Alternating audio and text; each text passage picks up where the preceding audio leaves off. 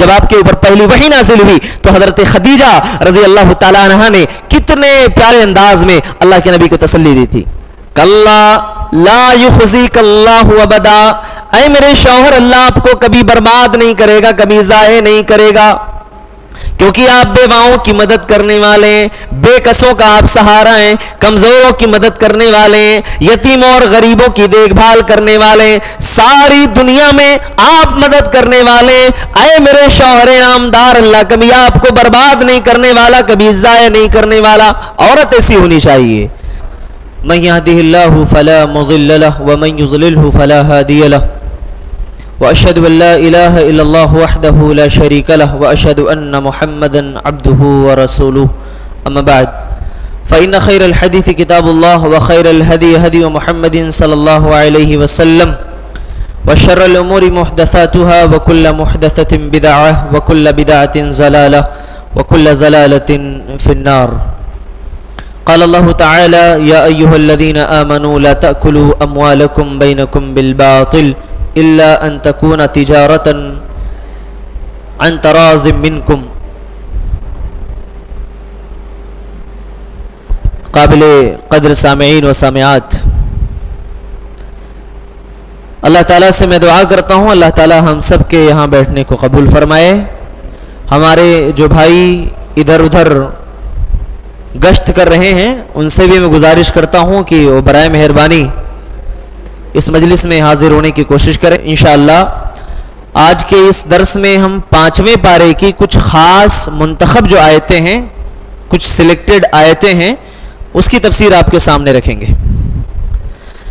ابھی سب سے پہلے جو خطبہ مسنونہ کے بعد میں نے آیت پڑھی ہے، اللہ تبارک و تعالی نے اس آیت کریمہ کے اندر کہا آپس میں ایک دوسرے کے مال کو باطل طریقے سے مت کھاؤ.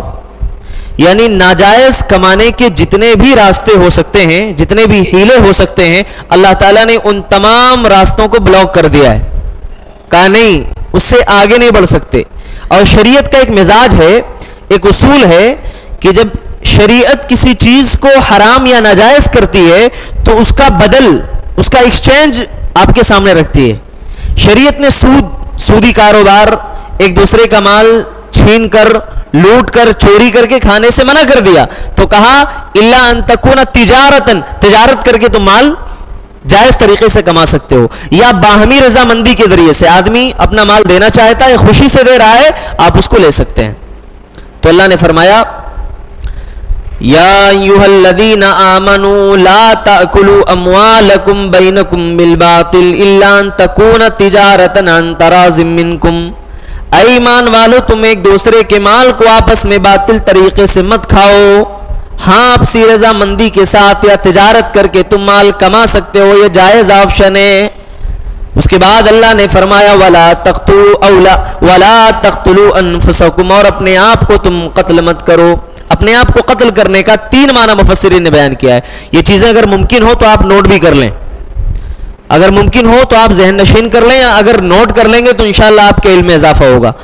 3 چیزیں کہا وَلَا تَقْتُلُوا أَنفُسَكُمْ، اپنے آپ کو قتل مت کرو. اس کا 3 معنی ہے. پہلا معنی یہ ہے کہ باہمی شریعت کی خلاف ورزی کرتے ہوئے، باہمی رضامندی کے بغیر کسی کے مال کو لے لینا. جیسے جوا ہوتا ہے، ایک آدمی جیتتا ہے تو ایک ہارتا ہے. کہا کہ جو جیتتا ہے وہ خوش ہو جاتا ہے، جو ہارتا ہے وہ جیتنے والے کو قتل کرتا ہے. تو وَلَا تَقْتُلُوا أَنفُسَكُمْ، اپنے آپ کو. مطلب یہ ہے کہ کسی دوسرے کو قتل مت کرو، کیونکہ دوسرے کو مارنا یہ اپنے آپ کو مارنے جیسا ہے، دوسرے کو قتل کرنا یہ خود کو قتل کرنے جیسا ہے. اسی طریقے سے کہا کہ خودکشی مت کرو، اپنے آپ کو ہلاکت میں مت ڈالو. دیکھیے خودکشی اسلام کے اندر حرام ہے، اسلام کے اندر خودکشی جائز نہیں ہے، حرام ہے. اور اللہ کے نبی نے فرمایا کہ جو آدمی خودکشی کرتا ہے، جس حال میں جس چیز سے خودکشی کرتا ہے، جہنم میں اس کو وہی عذاب ملتا رہے گا. مثال کے طور پہ آپ مان لیں ایک آدمی نے چھری سے اپنا گلا کاٹ لیا تو جہنم میں اس کو سزا یہ ملے گی، ایک چھری رہے گا. ایک آدمی زہر کھا کر کے مر گیا، جہنم میں جائے گا، وہ زہر اس کو دیا جائے گا، زہر کھا کھا کے وہ مرتا رہے گا، اس کی وہ سزا ہوگی. کہا کہ اپنے آپ کو تم قتل مت کرو. قتل کرنے کا یہ 3 معنی ہے. اچھا اس کے بعد فرمایا جا رہا ہے ہم سمجھتے ہیں کہ صرف نیکی کرنے سے ہی نیکی ملتی ہے. آج ایک نئی چیز جان لیں, برائیوں سے بچنے پر بھی نیکی ملتی ہے. جی صرف عبادت کرنے سے ہمیں نیکی نہیں ملتی ہے. اگر ہم برائی سے بچتے ہیں, گناہ سے بچتے ہیں, تو اللہ تعالیٰ اس پر بھی ہم کو نیکی دیتا ہے. دیکھیے کتنی عجیب, اللہ تعالیٰ کی رحمت کتنی وسیع ہے. ہم گناہ سے نیکی دیتا ہے ہمیں. کسی نے کہا, دوست نے بلایا چلو سگریٹ پی کے آتے ہیں, کہا نہیں بھائی ہم نہیں جائیں گے, اللہ کے رسول نے منع کیا, حرام ہے یہ, آپ بچ گئے آپ کو نیکی ملے گی. قرآن میں اللہ نے اس کی وضاحت فرمائی, ان تجتنبوا کبائر ما تنہون عنہ نکفر عنکم سیئاتکم.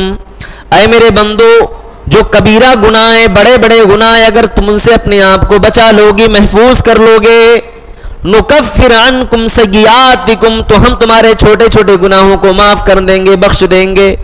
کبیرہ گناہ کس کو بولتے ہیں؟ کبیرہ گناہ اصل میں کہا جاتا ہے جس پر اللہ کے رسول نے وعید سنائی ہو, اللہ تعالیٰ نے اس پر لعنت کی ہو. بولتے ہیں نا کبیرہ گناہ مت کرو, تو کبیرہ گناہ بولتے کس کو ہیں؟ بڑے بڑے گناہ. کبیرہ مانے بڑا ہوتا ہے, یعنی ایسا گناہ جس پر کوئی حد اللہ کے رسول نے نافذ کیا ہو, یا جس پر اللہ نے لعنت کی ہو, یا اللہ تعالیٰ نے اس پر اپنے غصے کا اظہار کیا ہو, یا اللہ تعالیٰ نے اس کو گمراہی کا راستہ بتایا ہو. یہ تمام صیغوں کے ساتھ اگر کہیں بھی کوئی حدیث کسی مسئلے کے تعلق سے ملتی ہے جس میں اللہ تعالیٰ نے یا تو اس کی حرمت بیان کی, یا تو اس کو کہا کہ ایسا کرنے والا ملعون ہے, یا تو فرمایا ایسا جس نے کیا اللہ کی رحمت سے دور ہو گیا, اس کا مطلب کہ وہ عمل کبیرہ گناہ ہے, بڑا گناہ ہے. سیئاتکم, سیئات کے معنی چھوٹے چھوٹے گناہ ہوتے ہیں, یعنی اگر ہم بڑے گناہ سے بچیں گے تو اللہ فرماتا ہے تمہارے چھوٹے چھوٹے گناہوں کو میں یوں ہی معاف کر دوں گا. یہ اللہ کی رحمت ہے. جی اس کے بعد اللہ نے فرمایا مرد یا عورتوں کے اوپر حاکم ہیں. کیوں حاکم ہے بھائی؟ دو ریزنز کی وجہ سے. مرد کون ہے؟ حاکم ہے. کس کے اوپر؟ عورتوں کے اوپر. اللہ تعالیٰ نے یہ فوقیت دو چیزوں کی وجہ سے دی ہے. الرجال قوامون علی النساء بما فضل اللہ بعضهم علی بعض وبما انفقوا من اموالهم. اللہ تبارک و تعالیٰ نے ارشاد فرمایا کہ مردوں کو عورتوں پر اللہ نے فوقیت دی ہے دو چیزوں کی وجہ سے. پہلی چیز کیا ہے؟ فطری, یعنی ایک مرد جو ہوتا ہے عورت کے مقابلے میں مضبوط ہوتا ہے, عورت کے مقابلے میں طاقتور ہوتا ہے. تو مرد گویا کہ فطری طور پر, نیچرل طور پر اللہ نے اس کو مضبوط بنایا ہے عورت کے مقابلے میں, اس لیے کہا مرد کیا ہے؟ یہ عورتوں کے اوپر حاکم ہے. دوسرا ریزن انفقوا من اموالہم, یہ مال, اپنے مال میں سے کیا کرتا ہے؟ خرچ کرتا ہے, یعنی اپنا گھر چلاتا ہے, اپنے بیوی بچوں کی دیکھ بھال کرتا ہے, اپنی فیملی کو چلاتا ہے. گویا کہ یہ اپنے آل و اولاد پر خرچ کرتا ہے اور فطری طور پر اللہ کا, اسی لیے یہ مرد جو ہے عورت کے اوپر فوقیت رکھتا ہے, عورت کے اوپر حاکم ہے. جی لیکن اس حکومت کا یہ مطلب نہیں ہے کہ آدمی عورت سے کوئی مشورہ نہ لے, عورت کی بات کو آدمی نظر انداز کر دے, ٹال دے, اس کی بات کو بالکل بھی نہ سنے. سننا چاہیے, عورت کوئی مشورہ دے اگر صحیح اور اچھا مشورہ جی اس کو قبول کرنا چاہیے. اور اس بات کی دلیل خود ہمارے نبی صلی اللہ علیہ وسلم کی زندگی سے ہمیں ملتی ہے. اللہ کے نبی جب گھبرائے ہوئے اپنے گھر میں آئے, جب آپ کے اوپر پہلی وحی نازل ہوئی, تو حضرت خدیجہ رضی اللہ تعالیٰ عنہا نے کتنے پیارے انداز میں اللہ کے نبی کو تسلی دی تھی.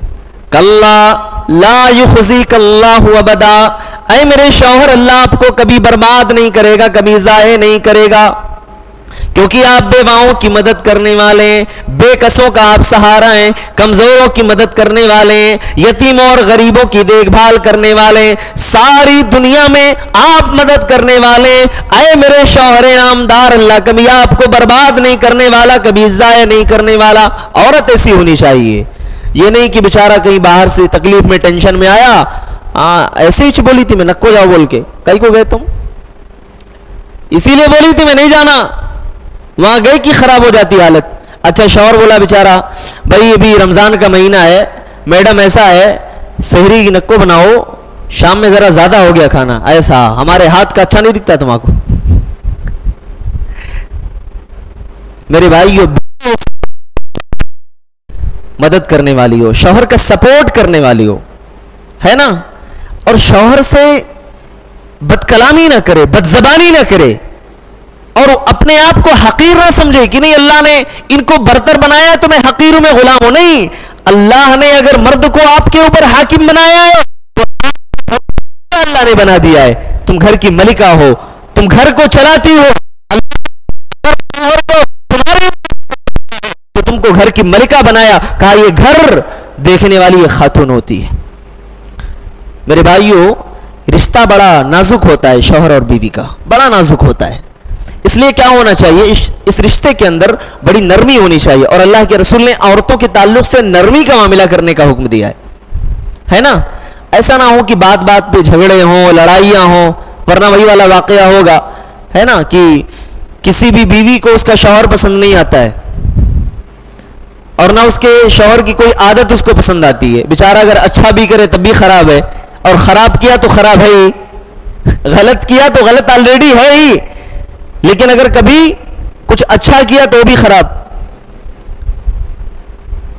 شوہر نے شکایت کی, کہا محترمہ کیا بات ہے بھائی, بہت دنوں سے دیکھ رہا ہوں آپ زیب و زینت دیکھیے شوہر کے لیے اختیار کی جاتی ہے. بات تھوڑی دوسری سائڈ جا رہی ہے, لیکن اس بات کو ذکر کر کے میں آگے بڑھوں گا کہ دیکھیے کیسے چھوٹی چھوٹی چیزوں سے اختلاف پیدا ہوتا ہے, لیکن اگر اس کو شوہر بہت زیادہ سیریس لے لے اور بہت غصے میں آ جائے تو معاملہ بگڑ جائے گا. اس لیے شوہر کو بھی چاہیے کہ نظر انداز کرنے والا ہو, بیوی کے ساتھ جو ہے تھوڑا نرمی کا معاملہ کرے. کہا محترمہ بہت دن ہو گیا, دیکھتا ہوں اگر فنکشن ہال میں جاتی ہو تو نئے نئے کپڑے پہن کر کے, ہے نا, بہترین کپڑے زیبتن کر کے جاتی ہو, اور گھر میں رہتی ہو تو وہی پھٹے پرانے والے جو گھسے پٹے ہیں وہی سب پہن رہی ہو. کیا بات ہے, نہ ہاتھ میں چوڑی ہے, نہ کچھ ہے, نہ کیا ہے. ایسا رہتا جی ہاتھ میں, تمہارے کو نظر نہیں آتا, تم دیکھتے اس نہیں تو کہاں سے دکھتا,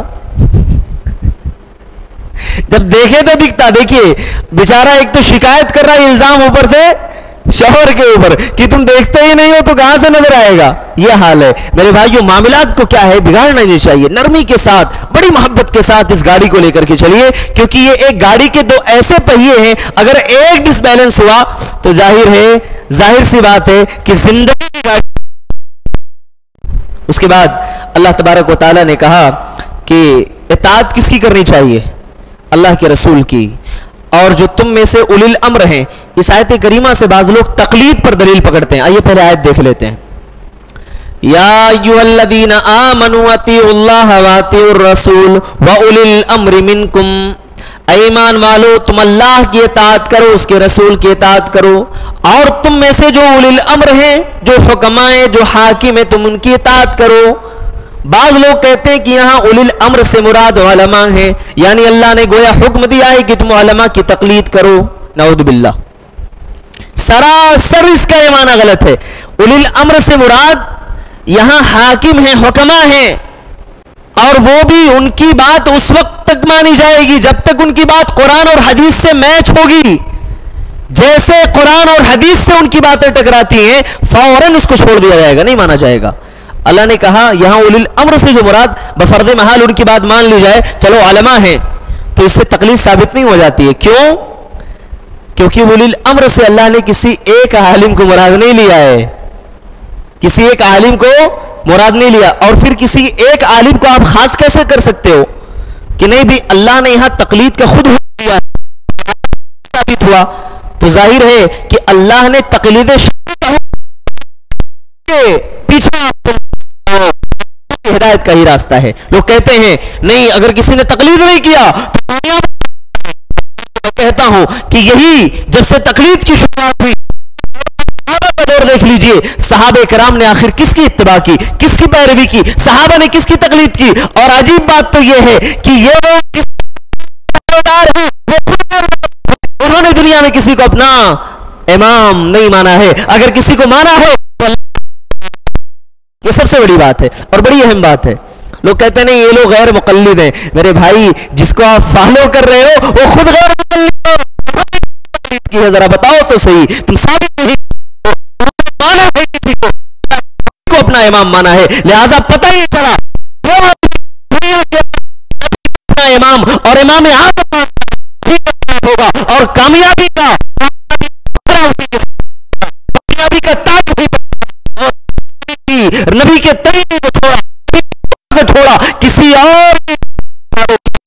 کی قسم نبی نے کہا وہ گمراہ ہو جائے گا، بھٹک جائے گا۔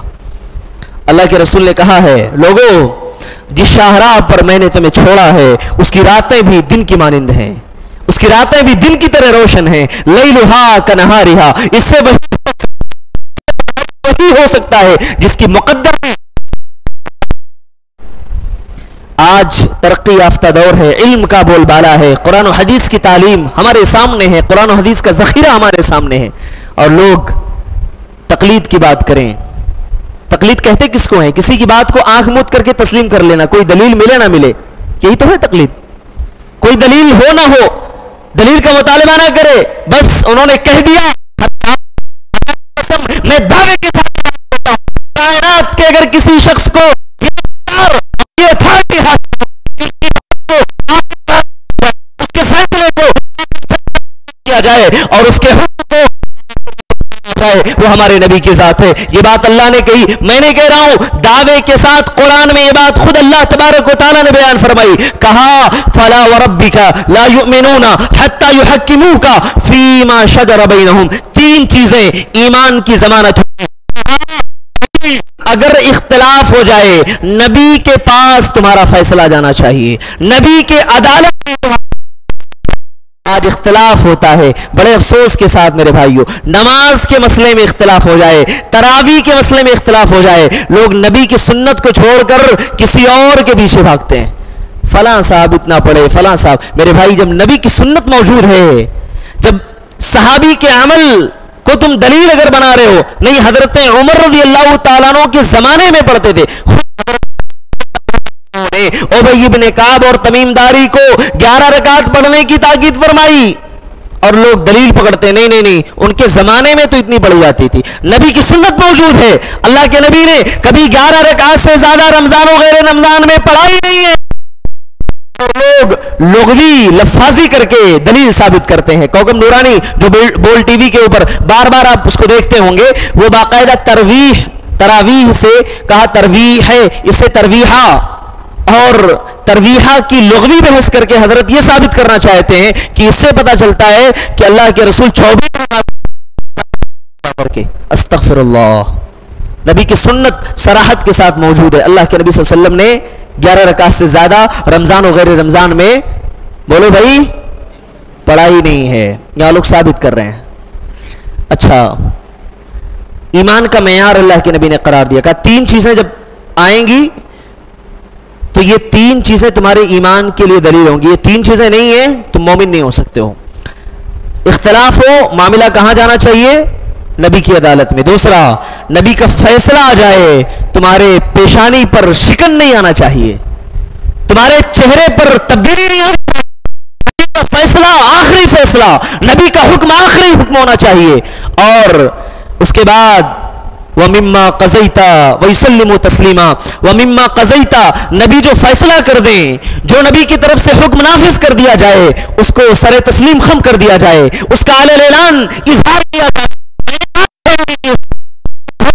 تسلیم کیا ہے چاہیے، کیونکہ اللہ نے کہا اگر یہ تین چیزیں نہیں ہوں گی اللہ کی قسم وہ ایمان والا ہو ہی نہیں سکتا ہے۔ بتائیے کہاں جا رہا ہے ہمارا ایمان؟ اگر کسی معاملے میں ہم نبی کی سنت کو، نبی کے طریقے کو چھوڑ کر کے فضائل اعمال، فقہ کی کتاب، فلاں کتاب سے دلیل لینا شروع کریں، ہدایت آئے گی ہاتھ میں یا گمراہی آئے گی؟ بولو بھائی، گمراہی آئے گی۔ اگر نبی کی سنت کو چھوڑا بھٹک جاؤ گے۔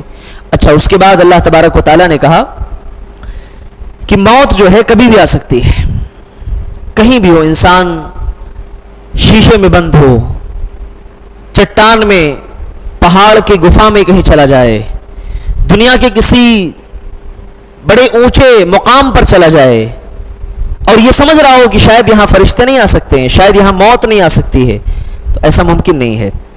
وہ ایک کون فلمی دنیا کا بڑا فیمس انسان تھا، بہت زیادہ یعنی زیب و زینت اختیار کرنے والا، جس کی تقریباً جو 150 سال تک زندہ رہنے کی خواہش کرتا تھا، اس کا کیا نام تھا؟ مائیکل جیکسن جی۔ اس نے اپنے آپ کو اتنا پروٹیکٹ کر لیا تھا موت سے بچنے کے لیے، کہا ہر وقت جب اس کا کھانا اس کے سامنے آتا تھا باقاعدہ ٹیسٹ کے ساتھ، اس میں کوئی خرابی نہ ہو، کوئی کمی نہ ہو، اور اپنے آپ کو آکسیجن میں رکھتا تھا تاکہ موت نہ آئے، اپنے آپ کو حفاظت میں رکھتا تھا، ہر وقت ڈاکٹرز کی ٹیم اس کی نگرانی کرتی تھی۔ اللہ نے کہا نہیں، جب کسی کی موت کا وقت آتا ہے تو ڈاکٹر کی نگرانی اسے نہیں بچا سکتی، جب کسی کا موت کا وقت آتا ہے تو پوری دنیا مل کر کے بھی اسے نہیں بچا سکتی۔ یہ ہے ہمارا ایمان، یہ ہے جماعت اہل حدیث کا عقیدہ میرے بھائی۔ اگر اللہ نے موت لکھ دی ہے تو دنیا کا کوئی بھی پیر، ولی، مرشد، نبی، ولی اللہ، کوئی بھی نہیں بچا سکتا۔ قرآن میں اللہ نے اس حقیقت کو واضح فرمایا۔ کیا کہا اللہ نے؟ اینما تکونوا یدرککم الموت ولو کنتم فی بروج مشیدہ، اے میرے بندو تمہیں موت آ کر کے رہے گی اگرچہ کہ تم مضبوط قلعوں میں کیوں نہ ہو، تم مضبوط قلعے میں بند ہو جاؤ، مضبوط گھر میں اپنے آپ کو قید کر لو، اگر اللہ نے تمہاری موت لکھی ہے تو موت تمہیں وہاں آ کر کے رہے گی، تم موت سے کبھی بچ نہیں سکتے ہو۔ موت سے کس کو رستگاری ہے؟ آج نہیں تو کل ہماری باری ہے۔ کتنے ایسے بھائی ہیں ہمارے گزشتہ سال ہمارے ساتھ رمضان میں تھے، تراویح بھی پڑھی، قیام اللیل بھی کیا ہے نا، آخری عشرے میں باقاعدہ ہمارے ساتھ بیدار بھی رہے، شب بیداری کی، خوب عبادتیں کی۔ آج اس سال افسوس ہمارے ساتھ نہیں ہیں، وہ لوگ ہمارے ساتھ نہیں ہیں، نہیں دیکھ پا رہے ہم۔ کیوں؟ کیونکہ موت نے انہیں اپنی آغوش میں لے لیا ہے۔ میرے بھائیوں، آج وقت ہے ہمارے اور آپ کے پاس، موت کسی کو بتا کر نہیں آتی، موت کسی کو میسج دے کر کے نہیں آتی، کسی کو الرٹ کر کے آتی ہے، اور جب آتی ہے تو ہماری سانسیں تھم جاتی ہیں، ہماری نبض رک جاتی ہے، اور ہمارے دلوں کی اور انسان اس وقت اس دنیا سے ہوتا ہے، اس کا آخری وقت ہوتا ہے، اس کے سامنے اس کی اولاد ہوتی ہے، اس کی بیوی ہوتی ہے، اس کے بچے ہوتا ہے، مگر افسوس کہ وہ اپنے آپ کو بچا نہیں سکتا، اپنے آپ کو اس دنیا میں کروڑوں روپے دے کر کے بھی آج اللہ نے وقت دیا ہے، اس وقت کی قدر کریے آپ، اور زیادہ سے زیادہ عبادت کر کے اپنے رب کو راضی کرنے کی کوشش کریے۔ کیوں؟ کیونکہ جب موت آئے گی تو موت ہمیں ایک پل کی بھی مہلت نہیں دے گی، ایک پل کی بھی مہلت نہیں۔ وقت بہت قیمتی ہے میرے بھائی، یہ وقت جو ہے نا بہت قیمتی ہے، لیکن افسوس یہ ہے کہ ہماری قوم اس وقت کی قیمت کو نہیں سمجھ رہی ہے، ہمارے نوجوان اس وقت کی قیمت کو نہیں سمجھ رہے ہیں۔ ہمارے خلاف کیا کیا سازشیں ہو رہی ہیں دنیا میں، اور کیا کیا پلاننگ بنائی جا رہی ہے، یہ ہم نہیں جانتے۔ ہماری آنکھیں بند ہے، ہماری آنکھوں کے اوپر پٹی ہے، اور ہمارے پیٹھ پیچھے پتہ نہیں کتنے ایسے ایسے بل راجیہ سبھا، لوک سبھا کے اندر نافذ کیے جا رہے ہیں، لاگو کیے جا رہے ہیں، جو آنے والے وقت میں شاید پورے ہندوستان کے لیے بہت خطرناک ثابت ہوں گے۔ اللہ تعالی ہم سب کی حفاظت فرمائے۔ کرمنل پروسیجر بول کے ایک اور بل ابھی نافذ کیا جا رہا ہے، تقریباً لاگو بھی کیا جا چکا ہے، تقریباً بہت آگے تک اس کا پروسیس ہو چکا ہے۔ میرے بھائیو، اس کو پڑھیے اگر ممکن ہو، وقت ہو، کہ کیا ہے، اس کا مقصد کیا ہے، اور یہ کرمنل پروسیجر میں ہوتا کیا ہے، کیا اتھارٹی ہوتی ہے پولیس کے پاس، اور کس طریقے سے وہ لوگوں کو اپنے اس میں انڈر میں لے لیں گے، اور کس طریقے سے وہ ان کو جو ہے ضبط کر لیں گے۔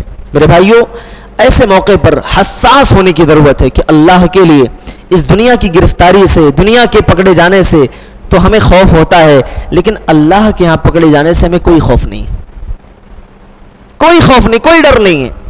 ابھی این آر سی اور سی اے اے کا مسئلہ آیا تھا، کتنے لوگ بیچارے نروس ہو گئے، پریشان ہو گئے، جن کے پاس کروڑوں اربوں کی جائیداد تھی، انہوں نے کہیں ٹرانسفر کر دیا، کسی نے کچھ کر دیا، کسی نے کچھ پلاننگ کی۔